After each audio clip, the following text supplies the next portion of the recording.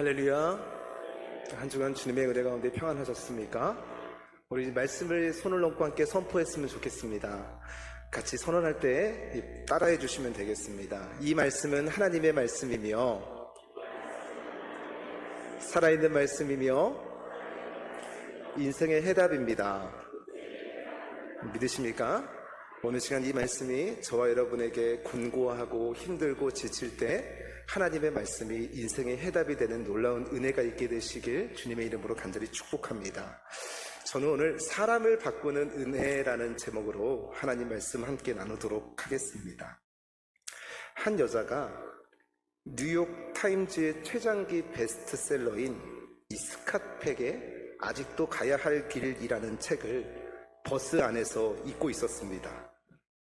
그 책을 읽고 있는 모습을 보면서 통로 맞은편에 있는 한 남자가 이렇게 물었습니다. 무슨 책을 읽고 있습니까? 친구가 준 책인데 그 친구가 이 책을 읽고서 자신의 인생이 바뀌었다네요. 그래요? 무슨 내용인데요? 글쎄요, 저도 아직 다 읽지는 못했지만 책장을 뒤적거리면서 이렇게 말을 했습니다. 장 제목이 이렇네요. 훈련, 사랑, 은혜, 그리고 그러자 그 남자가 갑자기 잠깐만요. 그런데 은혜가 무엇이지요? 라고 물었습니다. 여러분, 세상 사람들은 은혜가 무엇인지를 잘 모르는 그런 삶을 살아가고 있습니다. 어쩌면 세상 사람들이 살아가면서 가장 낯선 단어가 있다고 한다면 그것은 어쩌면 은혜라는 단어일 수도 있을 것 같습니다. 사람들은 은혜가 있어야 살아간다고 생각하지 않습니다. 은혜가 없어도 내가 열심히 노력하고 열심히 내가 일을 잘 해낼 수만 있으면 잘 살 수 있다고 생각하기 때문에 이 세상의 사람들은 은혜를 구하며 사는 것이 아니라 내가 어떻게 하면 성공할 수 있을까, 또 어떻게 살아가면, 어떻게 노력하면 더 잘 될 수 있을까를 생각하는 것이, 자신의 행위와 자신의 행동에 집중하며 사는 것이 세상 사람들의 이 생활 방식이라고 볼 수 있습니다. 그런데 오늘 본문에서 사도 바울은 에베소 교인들에게 편지를 쓰면서 자신에게 일어난 놀라운 변화를 오늘 본문의 인사말에서 담고 있습니다. 그러면서 자신의 인생 가운데 일어난 이 가장 큰 변화가 자신의 노력으로 행위로 얻어진 것이 아니라 하나님의 은혜였다라고 고백하는 것이죠. 그 바울의 고백이 고린도전서 15장 10절 말씀에 기록이 되어 있는데 우리도 그렇게 하나님 변화를 받았습니다. 같이 읽겠습니다. 시작. 그러나 내가 나의 나 된 것은 하나님의 은혜로 된 것이니. 아멘이십니까? 우리가 저와 여러분 모두가 하나님의 은혜로 이렇게 변화되었다라고 얘기를 하는 겁니다. 그런데 바울도 마찬가지로 자기의 노력과 자기의 행위가 아닌 하나님의 은혜로 변화되었다라고 말을 합니다. 그렇습니다. 이 바울을 바꾼 것은 바울이 가지고 있었던 똑똑함도 아니었고, 바울이 가지고 있었던 학력도 아니었고, 또 바울이 가지고 있었던 부도 아니었습니다. 바울의 인생을 바꾼 것은 바로 하나님의 은혜 때문이었다고 바울은 고백하고 있는 것이지요. 그러기에 사랑하는 성도 여러분, 사도 바울이 그런 하나님의 은혜로 말미암아 그런 놀라운 변화를 경험했다고 한다면, 우리의 인생도 날마다 이런 하나님의 은혜를 경험할 수만 있다고 한다면 우리도 바울과 같이 위대한 인생, 그런 상상할 수 없는 하나님의 축복을 누리며 살아갈 수 있어서 우리도 하나님의 은혜로 내가 변화되었다고 고백할 수 있지 않을까요? 오늘 저와 여러분 모두가 사도 바울과 같이 그 하나님의 놀라운 은혜로 말미암아 내가 변화되었다고, 또 그 놀라운 변화를 경험하시는 저와 여러분 되시기를 주님의 이름으로 간절히 축복합니다. 자, 그렇다면 이 하나님의 은혜는 우리를 어떤 사람으로 바꾸느냐?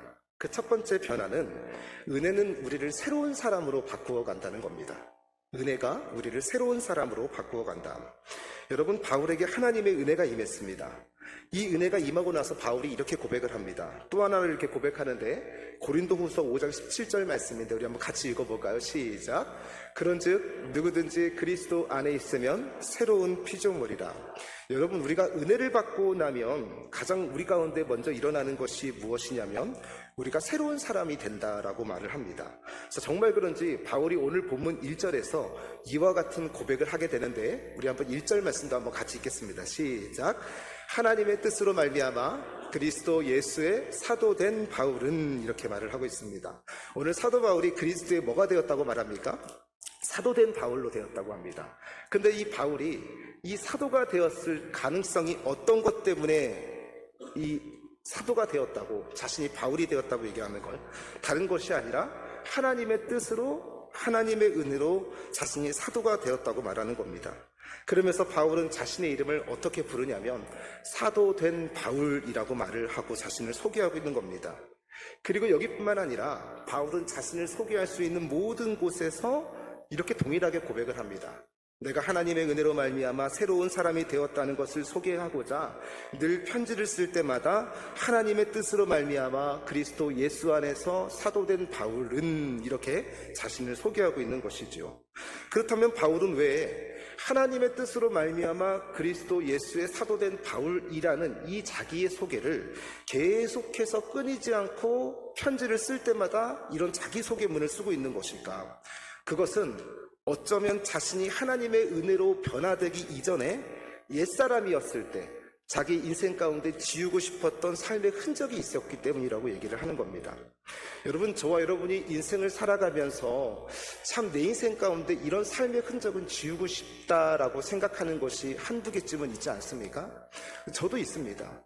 인생을 살아가면서 이 삶의 흔적 좀 지웠으면 좋겠다라고 하는 것이 있는데, 오늘 바울이 자신의 예수 그리스도 안에서 사도된 나 바울, 하나님의 은혜로 사도된 바울이라고 자꾸 자신을 고백하는 것은요, 이전에 자신의 옛사람의 모습, 그런 삶의 흔적을 지우고 싶었기 때문에 그런 마음이 있었다는 것이죠. 그렇다면 바울의 또 옛사람의 그 흔적은 도대체 어떤 것이었길래 바울이 계속해서 그 옛사람을 지우고 싶었던 것일까? 사도행전 7장 55절에서 58절 말씀을 보니까 그 내용이 기록되어 있는데, 이 사도 바울의 옛사람이 어떤 사람이었는지 우리 함께 같이 한번 읽겠습니다. 시작. 스데반이 성령 충만하여 하늘을 우러러 주목하여 하나님의 영광과 및 예수께서 하나님 우편에 서신 것을 보고 말하되 보라, 하늘이 열리고 인자가 하나님 우편에 서신 것을 보노라 한데, 그들이 큰 소리를 지르며 귀를 막고 일제히 그에게 달려들어 성 밖으로 내치고 돌로 칠세 증인들이 옷을 벗어 사울이라 하는 청년의 발 앞에 두니라. 자, 여러분, 사울이라고 하는 청년의 발 앞에 두었다는 거예요. 누구의 발 앞에 두었다고요? 사울이라고 하는 청년의 발 앞에. 누구를요? 죽음을 맞이한 스데반을 사울의 발 앞에 두었다는 겁니다. 여러분, 이렇게 누구의 발 앞에 두었다라고 얘기하는 것은요, 이 일의 모든 주동자가 그 사람이었다는 것을 얘기하고 있는 것이죠. 정리를 하자면 스데반의 죽음을 주도했던 사람이 바로 바울이었다고 얘기를 하는 겁니다. 놀랍지 않습니까? 그랬던 바울이 오늘 본문 에베소서 1장에서는 자신을 이렇게 소개하는 겁니다. 하나님의 뜻으로 말미암아 그리스도 예수의 사도된 바울은, 스데반을 죽였던 나 바울은 이렇게 얘기를 하지 않고 그리스도 예수 안에서 사도된 바울은 이렇게 자신을 소개하고 있는 것이죠. 왜 이렇게 바울은 자신의 옛사람을 지우고 싶었을까? 바울이 스데반을 죽였던 것처럼 이 바울이 자신의 옛사람이었을 때 이 좀 더 자세히 살펴보고자 한다면 그 배경을 좀 살펴볼 필요가 있는데, 사도행전 22장 3절에 보니까 이렇게 기록이 되어 있습니다.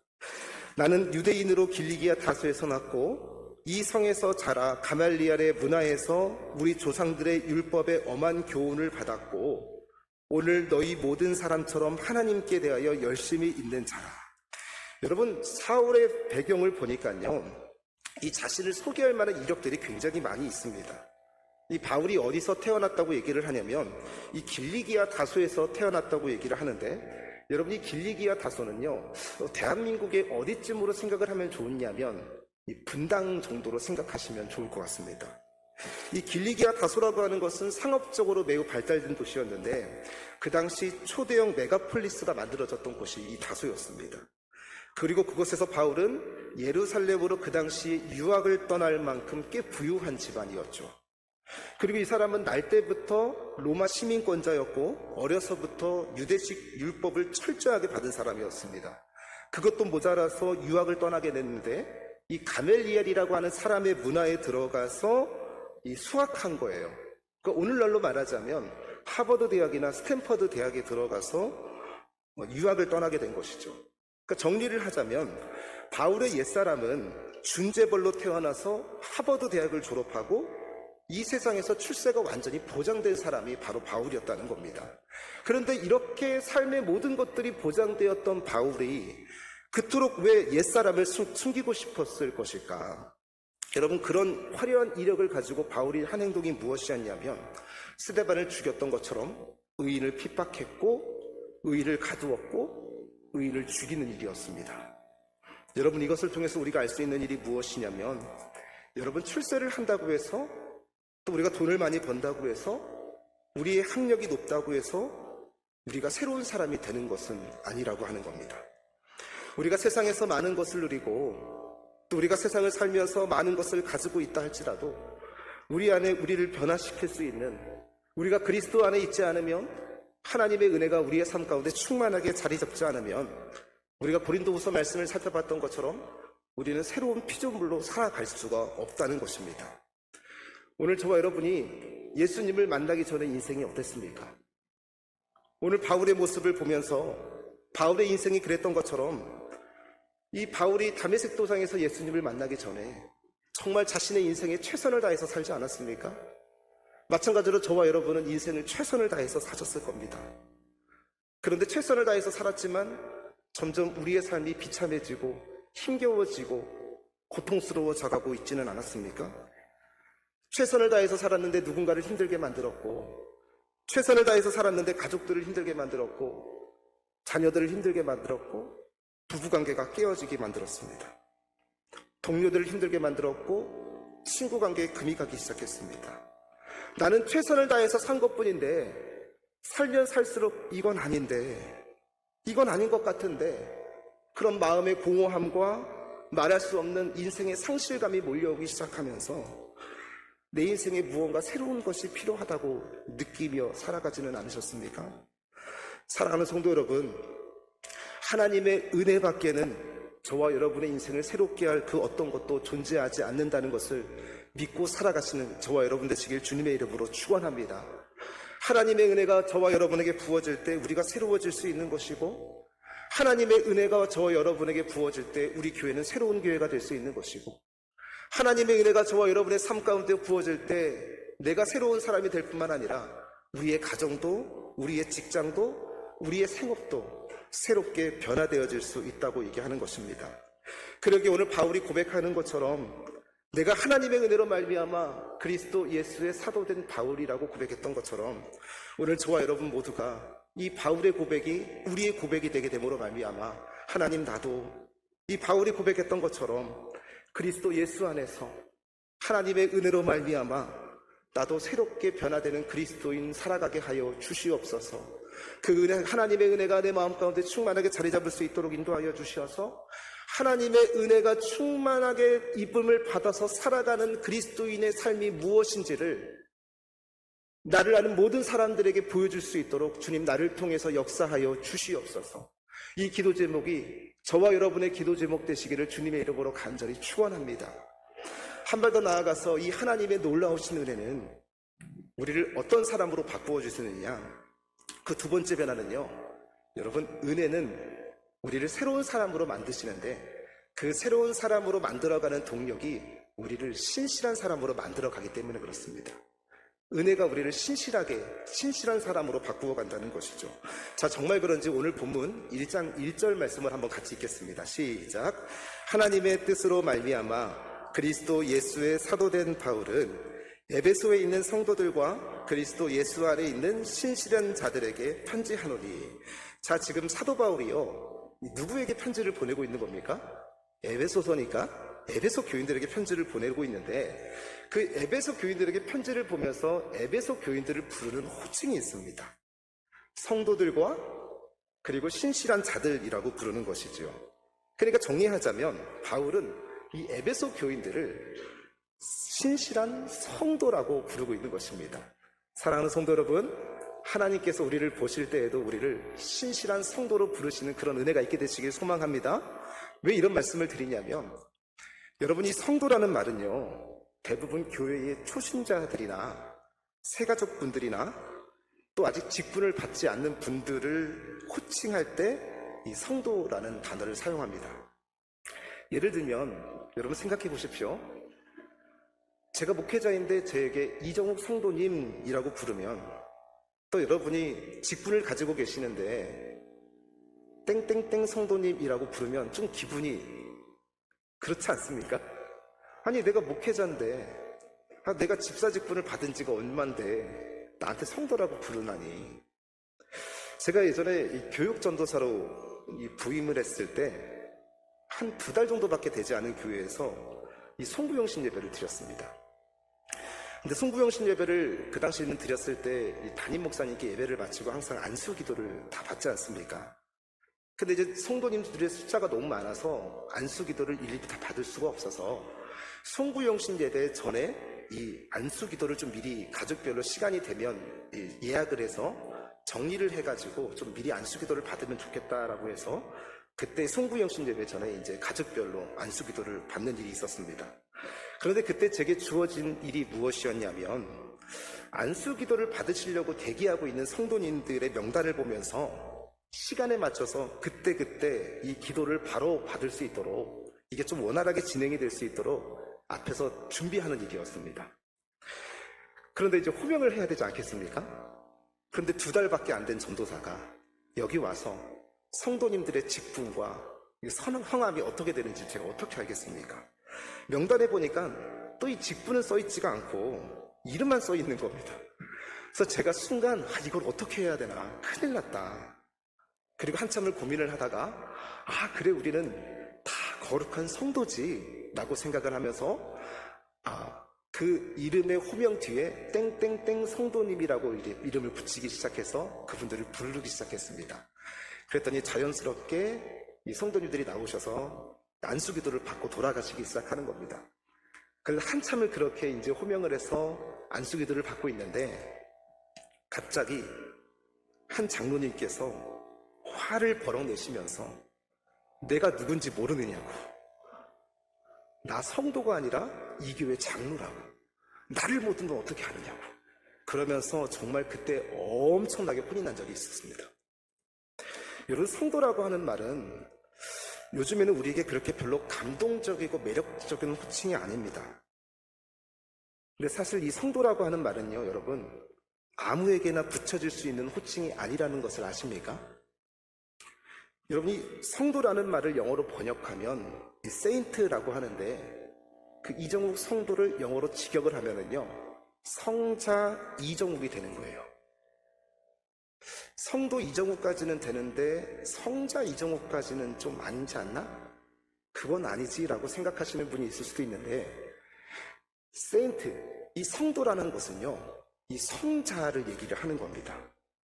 자, 그렇다면 오늘 본문에 이 바울이 에베소 교인들을 부를 때 뭐라고 부르냐면 신실한 성도, 신실한 성자라고 이렇게 부르고 있는데, 자, 그렇다면 바울이 생각하고 있는 에베소 교인들이 정말 신실한 성도, 신실한 성자라고 하는 칭함을 받을 수 있을 만큼 그렇게 신실한 성도였을까요? 아니었습니다. 이 에베소의 교회의 상황이 어떤 상황이었냐면요, 일단 이 에베소라는 지역이 상업의 중심지였습니다. 신앙생활 하기가 너무나 쉽지 않은 곳이었어요. 이 도시생활 하는 사람들의 이 신앙생활을 여러분들이 잘 아시지 않습니까? 바쁘거든요. 교회 갈 시간이 없거든요. 그냥 교회 가느니 차라리 잠을 조금 더 자는 게 낫다고 생각하는 것이 이 도시 사람들의 생활 방식이었습니다.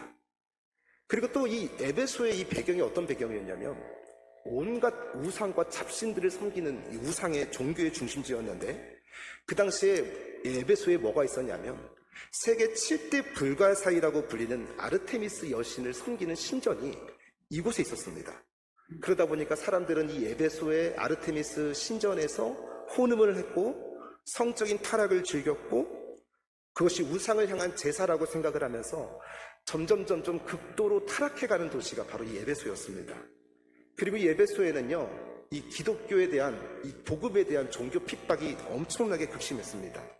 사도 바울이 제3차 선교 여행 때 에베소를 다시 이 방문을 해서 복음을 전하기 시작하는데, 그때 얼마나 놀라운 일이 일어나냐면 우상을 섬기는 사람들이 이 바울이 전하는 복음을 듣고요, 갑자기 그들이 변화를 입어서 그들이 그동안 우상을 섬기고 있었던 그 마술책을 전부 사도 바울의 발 앞으로 가져와서 모조리 불태우기 시작한 겁니다.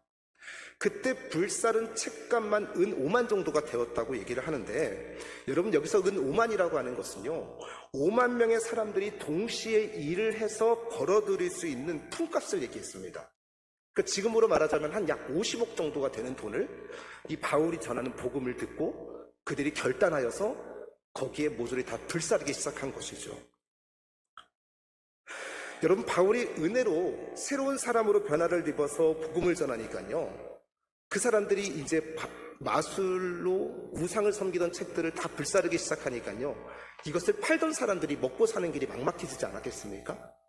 그러다 보니까 그 사람들이 힘들어지니 자연스럽게 에베소의 교인들을 핍박하기 시작했고 기독교인들을 핍박하기 시작한 겁니다. 그러니까 점점 그것이 시간이 점차 흘러가면서 어떤 상황 가운데 있었냐면, 뭐 그렇게까지 신앙생활을 힘들게 할 필요가 있나? 자꾸 우리를 괴롭히고 우리를 힘들게 하는데 그냥 적당히 신앙생활하는 게 더 낫지 않나? 라고 하면서 그들의 신앙생활의 관점들이 점점 흐려지기 시작했습니다. 그런데 그런 에베소 교인들에게 지금 바울이 편지를 하면서 뭐라고 부르고 있냐면, 신실한 성도, 신실한 성자라고 호칭을 부르고 있다라고 얘기하는 것이죠. 제가 어떻게 이것을 바울이 그렇게 고백할 수가 있었을까? 바울의 1장 1절 인사말에서 그것을 발견하게 되었습니다. 바울이 무엇으로 말미암아 자신이 사도가 되었다고 얘기를 하는 겁니까? 하나님의 은혜로 말미암아, 하나님의 뜻으로 말미암아 자신이 사도가 되었다라고 얘기를 하는데, 바울이 하나님의 은혜로 하나님의 눈으로 충만하게 채워져 있다 보니까 바울이 사람들을 보는 관점이 죄와 허물로 완전히 망가진 존재였음에도 불구하고 그들을 바라볼 때 하나님의 눈으로 바라보았기 때문에 그들을 신실한 성도로, 신실한 성자로 바라볼 수가 있었다라고 얘기를 하는 겁니다. 사랑하는 성도 여러분, 오늘 하나님께서도 저와 여러분을 하나님이 은혜의 눈으로 바라보셔서 우리를 성자로, 우리를 성도로 불러주신 줄 믿으시기를 주님의 이름으로 간절히 축원합니다. 우리가 한 주간 동안 세상을 살면서 정말 하나님 보시기에, 또 내가 스스로 보기에도 그런 형편없는 삶을 살았음에도 불구하고 하나님은 우리에게 이렇게 말씀하시는 거예요. 성자, 성도, 신실한 성자, 신실한 성도로 부르는 거예요. 우리끼리도 서로 성자라고 부르면 서로 그런 낯뜨겁고 부끄러운 마음들이 있지만, 하나님이 우리를 부르실 때 성도, 성자라고 부르신다는 겁니다. 나는 그런 사람이 아닌데 그럼에도 불구하고 나를 성자로 불러주신 하나님의 그 놀라우신 은혜가, 그리고 그 은혜가 우리를 마침내 신실한 사람으로 바꾸어주고 변화시켜는 줄 믿으시기를 주님의 이름으로 간절히 축원합니다. 하나님은 저와 여러분을 성자로, 성도로 부르신 겁니다. 마지막으로 하나님의 은혜는 우리를 어떤 사람으로 바꾸어가는 것일까? 그 세 번째 변화는, 은혜는 우리를 축복의 사람으로 만들어간다는 겁니다. 여러분, 은혜 받은 사람의 얼굴을 보신 적이 있습니까? 우리가 지난번에 오후 예배 때도 살펴봤처럼 이 은혜 받은 사람이 천사의 얼굴과도 같다고 말씀을 드렸습니다. 여러분, 저에게 누군가 이 세상에서 가장 아름다운 얼굴이 어떤 얼굴이십니까? 라고 물어보신다면 저는 은혜 받은 사람들의 얼굴이 가장 아름답다고 말씀드릴 수 있을 것 같습니다. 저는 우리 교회가 그런 은혜 받은 사람들의, 성도님들의 얼굴이 삶에서 드러나고 얼굴로 드러나는 그런 성도님들이 넘쳐나는 교회가 되기를 소망합니다. 아무리 좋은 비비크림을 바른다 할지라도, 아무리 좋은 화장품을 바른다 할지라도, 최고로 좋다고 하는 샤넬 넘버 5 향수를 뿌린다 할지라도 은혜 받은 사람의 얼굴은요, 그것보다도 훨씬 더 아름다울 수 있다는 것이에요. 여러분, 우리가 은혜 받은 사람들을, 은혜 받은 성도님들에서 주변에 가까이 지내다 보면 왠지 기분이 좋아지고, 왠지 무언가를 다시 또 시작할 수 있는 것 같은 소망이 생기고 뭔가 힘을 얻지 않습니까? 저는 우리 교회 성도님들이, 그런 성도님들이 많아져서 누군가 힘들고 지치고 어려울 때마다 우리 교회를 찾아오게 되었을 때 그런 힘을 공급받고 돌아가는 그런 아름다운 교회가 되기를 소망합니다. 왜 이런 말씀을 드리냐면, 은혜 받은 사람을 만나면 기분이 좋아지고 걱정과 염려가 사라지고 왠지 무언가를 할 수 있다는 자신감이 생기기 때문에 그렇습니다. 그런데 우리가 어떻게 그런 교회, 그런 사람이 될 수 있느냐? 중요한 게 무엇이냐면요, 그냥 은혜를 받는 것으로 끝나는 것이 아니라 그 은혜를 누려야 한다라고 하는 겁니다.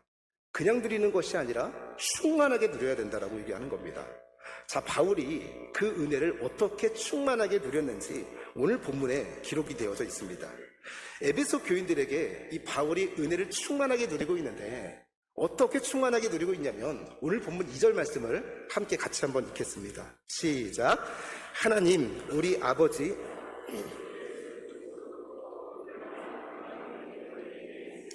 자, 뭐라고요? 은혜와 평강이 너희에게 있을지어다 라고 얘기하는 겁니다. 우리에게 여주교 성도님들 가운데도 이런 은혜와 평강이 넘치게 되시길 주님의 이름으로 축원합니다. 여러분, 내게 은혜와 평강이 없는데 어떻게 내가 받은 은혜를 다른 사람들에게 내놓아 줄 수 있겠습니까? 내가 받은 은혜가 없는데 어떻게 내 얼굴에 하나님의 얼굴을 보는 것 같이, 천사의 얼굴을 보는 것 같이, 스데반의 얼굴과 같이 성령이 충만한 얼굴이 나타날 수가 있겠습니까? 오늘 바울이 하나님의 은혜를 충만하게 입어서 그리스도 예수 안에서 사도가 되었다라고 얘기를 하면서 뭐라고 에베소 교인들에게 얘기하냐면 은혜와 평강이 너에게 있을지어다라고 축복하고 있는 거예요. 여러분, 우리의 마음이 상해 있을 때 누군가 나에게 물어봤을 때 말을 걸어오면 어떻게 합니까? 말 걸지 마. 나 안 그래도 지금 짜증나.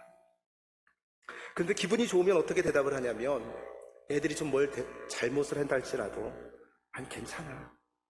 괜찮아. 치우면 되지. 정리하면 되지. 그래서 여러분, 이 세상에서 가장 축복된 사람이 어떤 사람이냐면 하나님의 은혜를 충만하게 받은 사람인 줄 저는 믿습니다. 하나님의 은혜를 충만하게 받으면요, 나도 자연스럽게 그 하나님의 은혜를 흘려보낼 수 있게 되었기 때문입니다. 오늘 본문에 마침내 이 사도 바울도요, 이 사도 바울 안에 하나님의 은혜가 충만하게 자리 잡고 있었기 때문에 그 에베소 교인들에게 은혜를 전할 수가 있었다라고 얘기를 하는 거예요. 그런데 여러분, 지금 이 바울이 고백하고 있는 이 상황이 어떤 상황이냐면요, 지금 바울이 감옥에 갇혀 있는 상황입니다.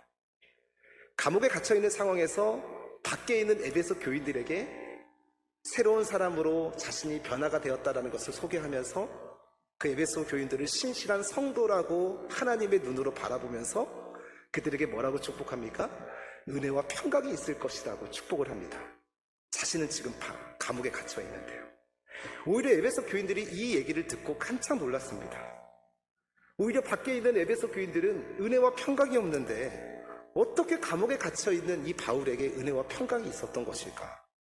사랑하는 성도 여러분, 오늘 저와 여러분이 하나님의 은혜로 충만하게 자리 잡으면 환경이 어찌할 수 없는 그런 은혜, 상황이 어찌할 수 없는 은혜, 이 은혜를 저와 여러분이 받으시면 그 상황은 온데간데 없고 그 은혜로 말미암아 우리의 눈과 우리의 삶이 바뀌어지고 우리의 가정이 바뀌고 우리의 일터가 바뀌고 우리의 자녀가 바뀌는 줄 믿으시기를 소망합니다. 저는 참 사람들과의 관계가 힘들어질 때마다 미워하는 마음들이 제 마음 가운데 솟구칩니다. 그러면 하나님 앞에 어떻게 기도하냐면 하나님 제게 은혜를 좀 주세요. 하나님 제게 은혜를 주셔서 저 사람이 어떠한 삶을 살아가도 제 눈에는 그것이 아름답게 보여지게 하여 주옵소서. 심지어 저 사람이 소주병을 들고 중앙통을 걸어간다 할지라도 그 소주병이 제 눈에는 생수의 병으로 바뀌어질 수 있도록 하나님 제 눈을 은혜의 눈으로 바꿔 주시옵소서.